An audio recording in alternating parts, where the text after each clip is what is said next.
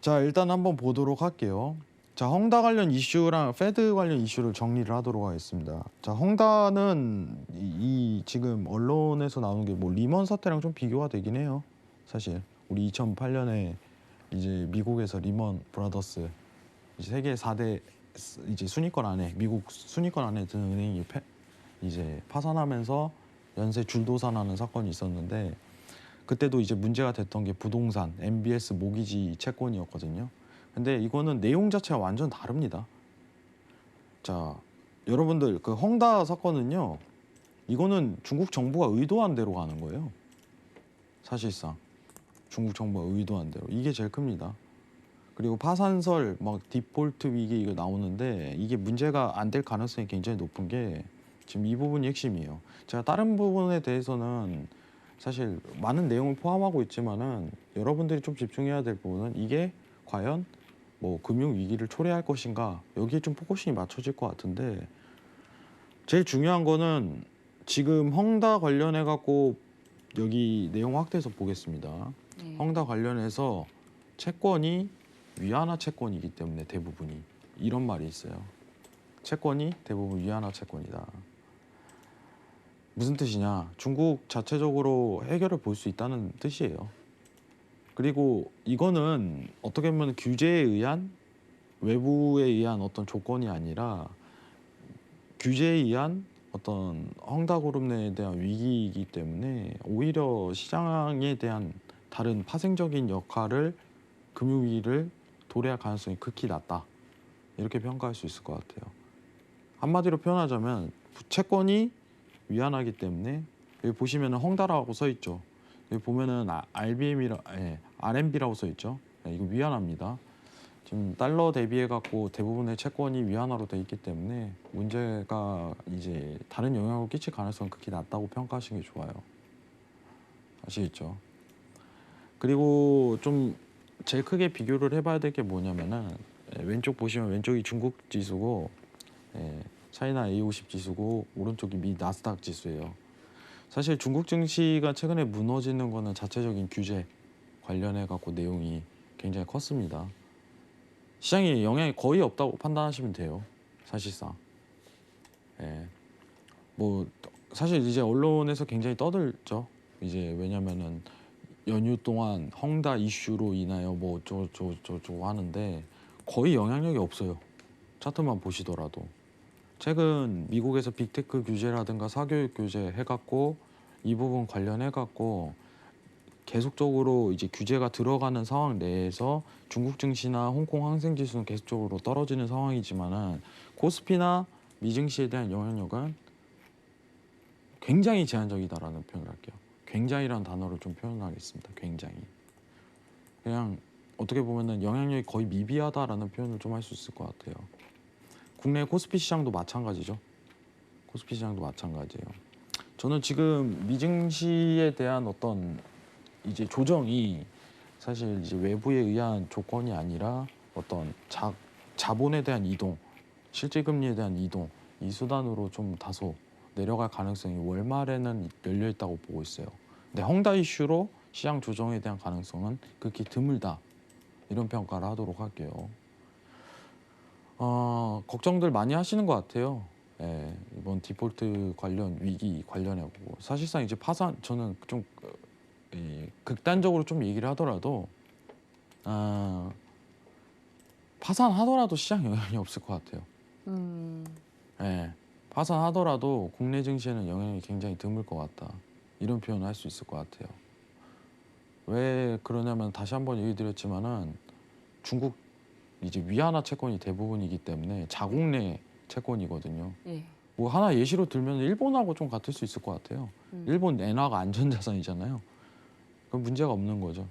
이제 자국 내에서 해결할 수 있는 외부에 대한 조건을 받아들이지 않기 때문에 오히려 알아서 해결할 수 있는 조건이 해당이 되죠.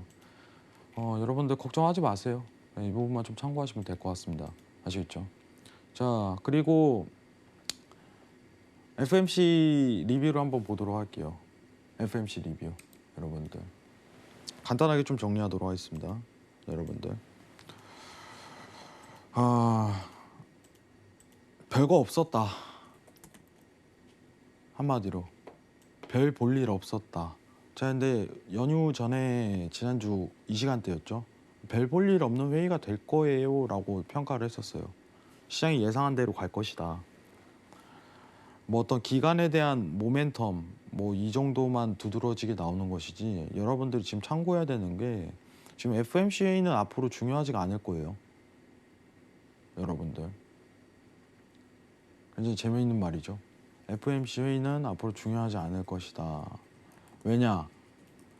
예상대로 가기 때문에. 이 말이 좀 정확할 것 같아요.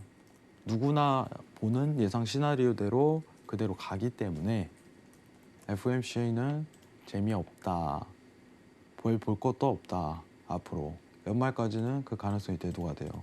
뭐 테이퍼링 공식화는 11월에는 조금 임팩트가 있을 수 있겠죠. 그때 단기적으로 집중을 해야 되지만은 지금 이번 회의에서 나온 내용은 뭐냐면은 뭐 정책 금리는 당연히 동결이겠고, 뭐 11월에 대한 굉장히 매파적으로 뛰었다고 얘기를 하고 있어요.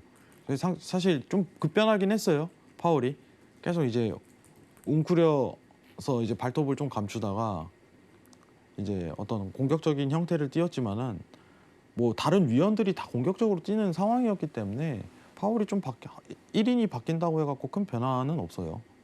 그리고 모두가 알다시피 11월로 지금 포커싱이 바뀌었습니다라고 예상을 하잖아요. 이번 달 9월 초에 있었던 고용지표가 20만 명이 나오다 보니까 9월에 대한 예상은 그래 11월에 하겠구나. 그 가능성만 내포하고 끝날 가능성이 높다. 이 정도만 평가하는 거예요. 근데 이거요? 지난주 우리가 FMC 리뷰할 때, 프리뷰할 때 지난주 이 시간이었죠. 했던 내용이에요. 무슨 뜻이냐? 다 알고 있는 내용이라는 겁니다. 다 알고 있는 내용. 다 알고 있는 내용을 가지고, 그죠?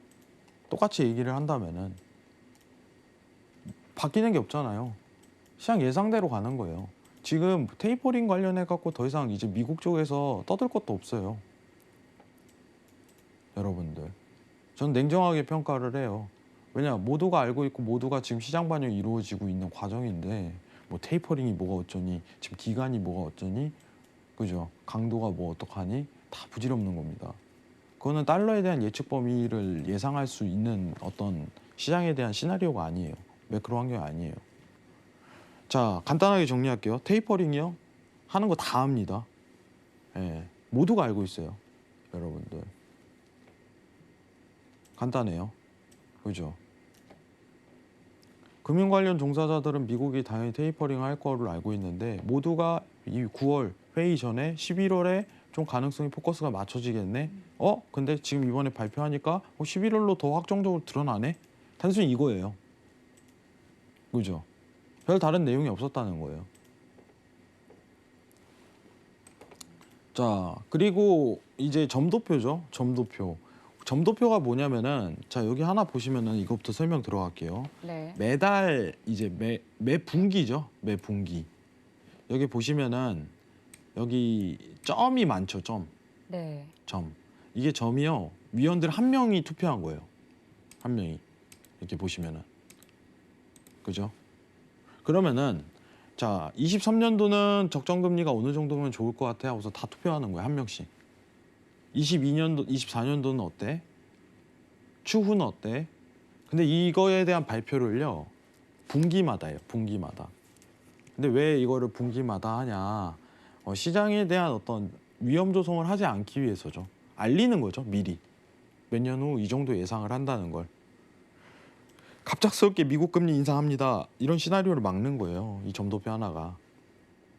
그래서 이 점도표 발표가 있었는데, 점도표에 대한 예상 시나리오가 이제 22년도에 한 차례 금리 인상, 뭐 23년도에 또 이제 한두 차례에 대한 금리 인상, 이 정도로만 예상하고 있습니다. 뭐 사실 이제 6월 대비해 갖고 다소 매파적으로 바뀌었지만은 22년도에 금리 인상을 한다는 건 크게 바뀌지 않았습니다. 틀이. 아시겠죠? 자, 근데 이게 무엇을 의미하냐?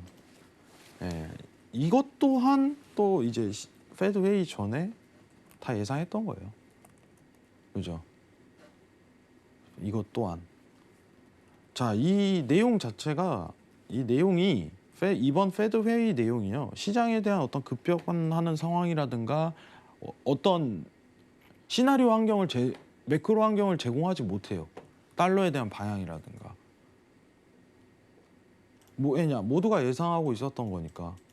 이거 가지고 뭐 이제 국내 증시를 선방했다. 국내 증시가 떨어졌다. 이거 말하는 거 자체 웃깁니다. 절대 그런 표현하면 안 돼요. 아시겠죠? 뭐 당연히 페드 회의가 나오면은 이제 언론에서 얘기하고 뭐 어떤 국내 증시랑 비교를 하겠지만은 그거는 시장이 페드 회의가 갑작스럽게 급변하는 내용이 나온다거나 그런 상황이 연출됐을 때 시장에 대한 변동성을 야기할 수 있겠지만은 지금 상황은 아니라는 점, 그 점만 체크해 주시면 될 것 같아요. 자, 그러면은 제가 예상하는 좀 더 중요하게 보는 달러에 대한 방향을 보기 위해서, 우리가 해외 선물을 하기 위해서 보기 위한 조건이 뭐였죠? 여러분들 일주일 쉬고 왔지만 좀 기억을 해봐야겠죠. 유로였죠, 유로. 여러분들 제가 오히려 페드웨이 전전일 있었던 페드웨이보다 지난주 금요일에 있었던 유럽에 대한 물가지표가 오히려 좀 더 중요하다라고 해서 얘기를 했어요. 자 보시면 아시겠지만은 뭐 결과는 드러났습니다. 일단은 유럽 CPI 물가가 동결이 나왔죠. 예, 동결이 나왔습니다. 지난주 금요일이었습니다. 동결이 나왔다는 거는 당분간 달러는 강세 모멘텀이 드러나겠다라고 판단한 거예요. 당분간. 이건 제가 지난주 금요일 날도 얘기를 했습니다. 예, 무료 방송을 통해서. 최근 골드가 하락폭을 유지하고 있는데 이 조건이 수렴을 하는 거예요. 금값이. 금값을 오늘도 매도를 한 차례 더 쥐었었는데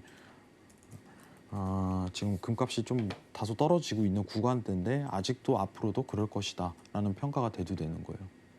자, 정리를 할게요. 최근 유럽 물가가 문제가 됐었던 거는 뭐 미국 쪽이랑 이제 유럽 쪽이랑 비교해 갖고 달러에 대한 모멘텀을 분석해야 된다라고 얘기를 했는데 지금 이 화면에 보시는 차트 보이시죠? 이 우상향하는 그림을 그리려면요. 미국은 어차피 테이퍼링 할 거기 때문에 신경 쓸 게 크게 없습니다. 근데 유럽이 변수라고 얘기를 했어요. 유럽이 갑작스럽게 물가가 초급등이 나오면 시장이 의심을 한단 말이죠. 야, 유럽 어떻게 할 거야? 라는 상황이 전개가 되는 거예요. 너네도 테이퍼링 할 것 같은데? 그럼 둘 다 테이퍼링 하는 상황이기 때문에 달러 차트가 그냥 박스권으로 주저앉을 가능성이 높다고 했는데 일단은 동결 내지 하방으로 간다면은 이 강세에 대한 모멘텀은 계속 유지할 가능성이 높다라고 평가를 했어요. 이게 핵심이었어요. 지난주는. 그래서 유럽만 얘기를 드렸던 건 어차피 앵커님도 그러고 저도 그러고 이 모든 증시에 대한 어떤 통화 정책 시나리오를 보시는 분들이 미국은 어차피 수순대로 갈 거기 때문에 다만 변수는 유럽이다. 유럽만 가만히 있으면 돼. 유럽만 가만히 있으면 돼. 유럽 물가 급등하지 말아라. 아직까지는 급등 안 했습니다. 아시겠죠? 아직까지는요. 아직까지는이란 표현을 할게요. 자, 그리고 이제 언제 또 오냐면 10월 1일 날 오는데 10월 1일 날 예측치는 일단은 2.7%로 나오고 있어요. 이게 계속적으로 가야 돼요. 안정적으로. 문제 없이. 그래야 강세 모멘텀이 계속적으로 나오는 거예요. 앞으로 여러분들이 달러 보실 때는 제일 집중해야 되는 게 유럽 물가입니다. 유럽 물가. 유럽 물가만 올라가지 말아라. 그러면 달러 강세는 계속적으로 들어갈 것이다. 이 표현이 적절할 것 같아요. 아시겠죠? 내용 정리를 한번 하도록 하겠습니다. 전전일 있었던 FOMC 회의 별거 없었다. 예상대로 간다.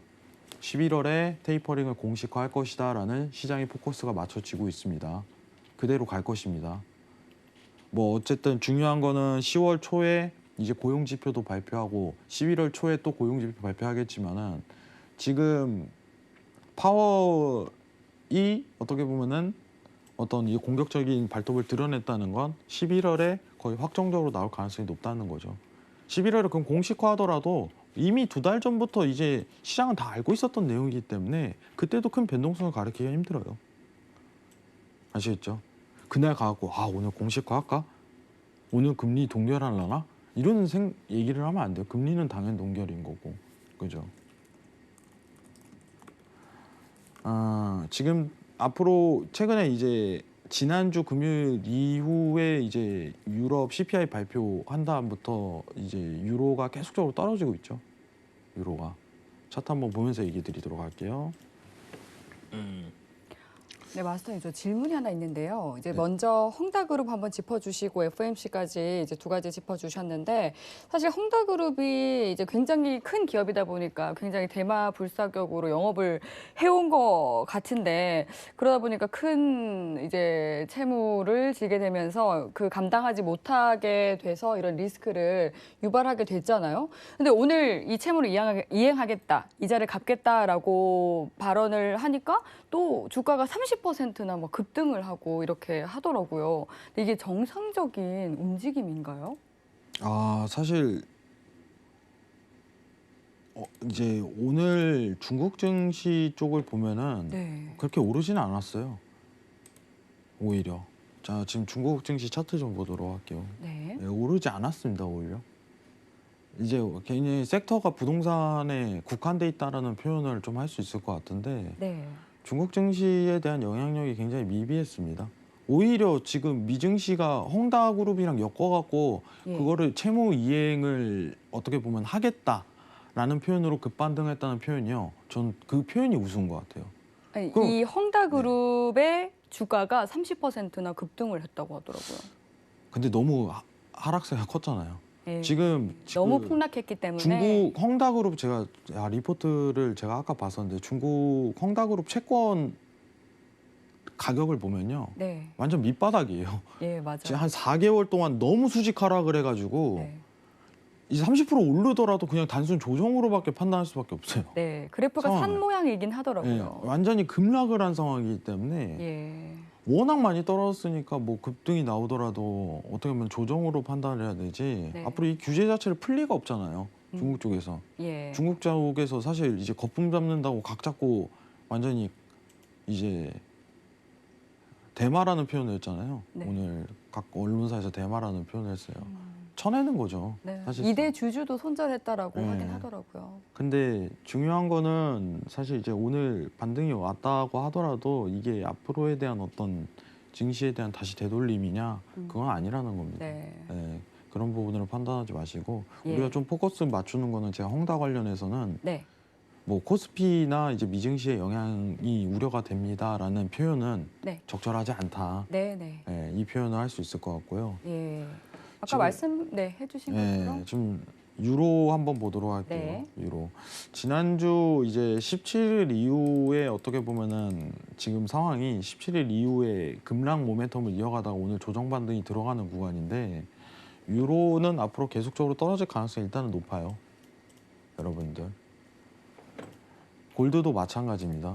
골드 오늘 급격히 이제 매도 모멘텀으로 계속적으로 드러나고 있는데 유로랑 골드에 대한 차이점은 뭐냐면요. 골드는 이렇게 계단식으로 내려갈 거예요. 앞으로도.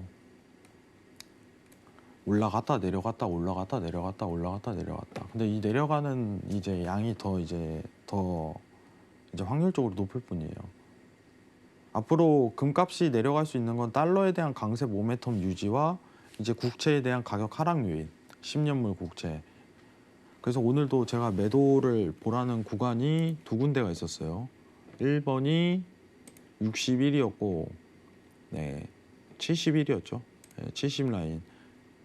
정정할게요. 69 라인. 그리고 네. 두 번째가 76.5였습니다. 네. 네, 이건 제가 노란톡으로 썼기 때문에. 근데 이 저항이요. 도대체 어떻게 나온 겁니까, 해왕님?라고서 얘기를 하잖아요. 그러면은 지금 상황에서 저항을 유지하는 구간이 딱 여기 차트에서 드러나요, 여러분들. 여기 보이시죠? 제가 오늘 여기 저항 맞는다고 얘기를 했어요. 지금 저항 맞고 완전히 부러졌는데 지금 금값이 오늘 하방세로 쭉 눌렸죠. 예. 근데 보시면 아시다시피 자 여기 보이시죠? 저점이 드러났다는 겁니다. 오늘 당일.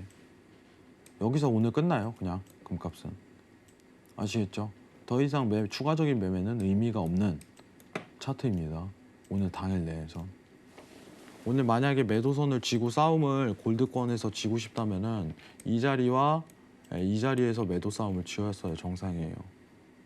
지금 이제 저점이 나왔기 때문에 여기서부터는 큰 의미 없는 싸움이 연결될 가능성이 높다. 이렇게 표현할 수 있을 것 같아요.